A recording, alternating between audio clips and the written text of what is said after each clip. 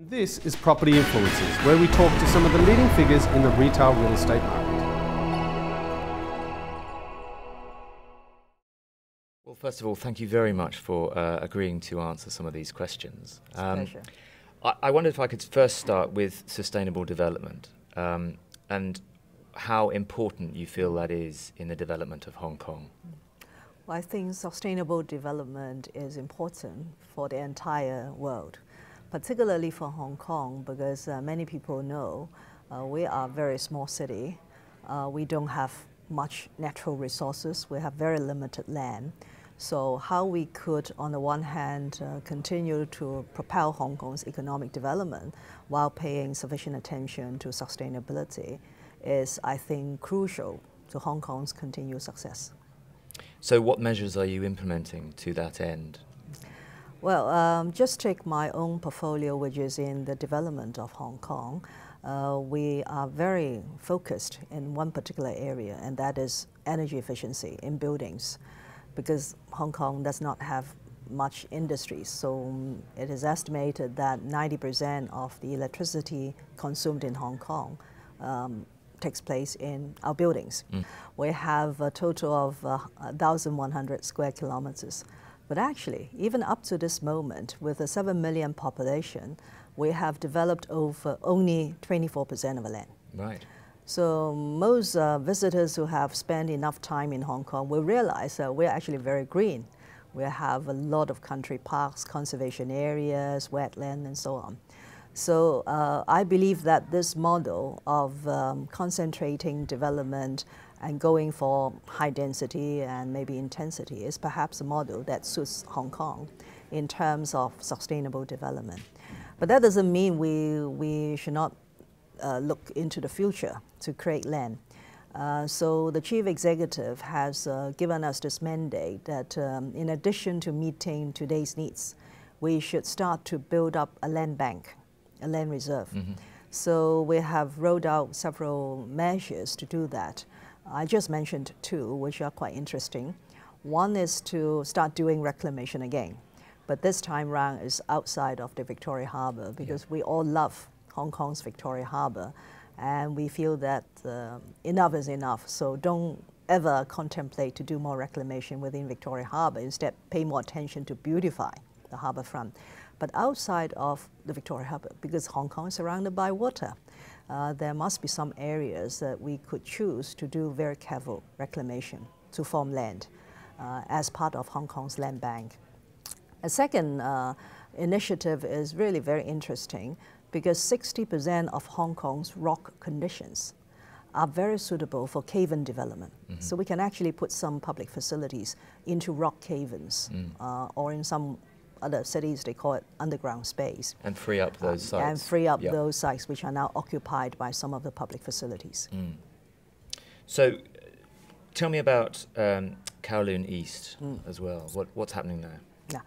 Now, in the last few years, we have seen a lot of overseas interest in Hong Kong.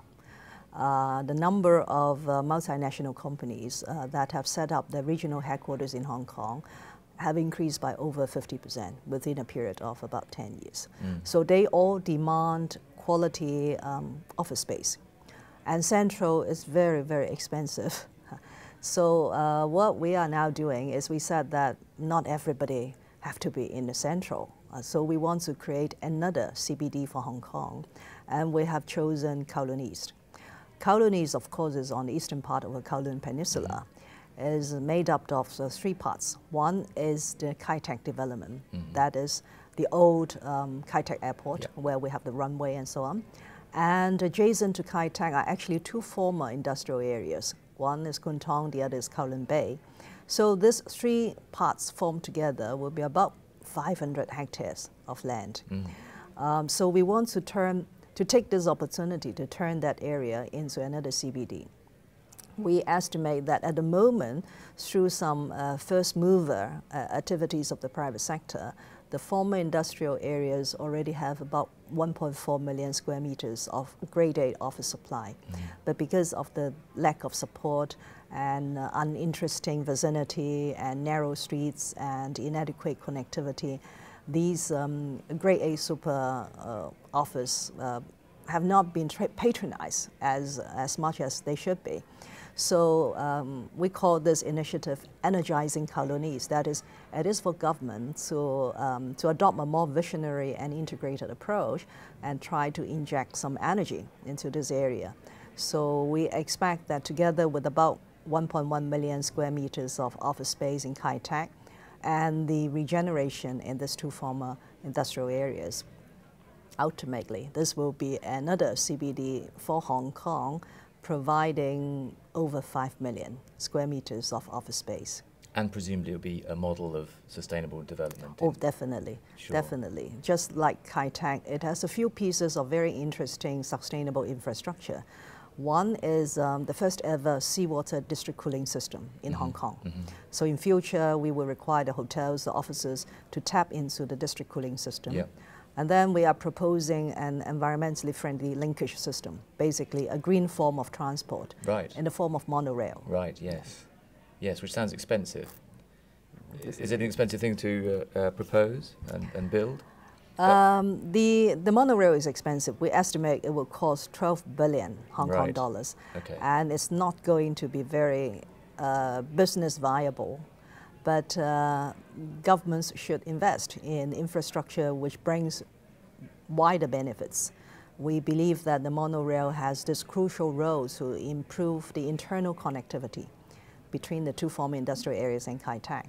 So if you look at from that perspective, this investment is very worthwhile, because by investing in it, we will help to revitalize the area. And you know how expensive land is in Hong Kong. If we could collect a bit more land premium from the enhanced value of land, this will more than offset the investment on the monorail. Great. Well, thank you very much for your time. Not at all.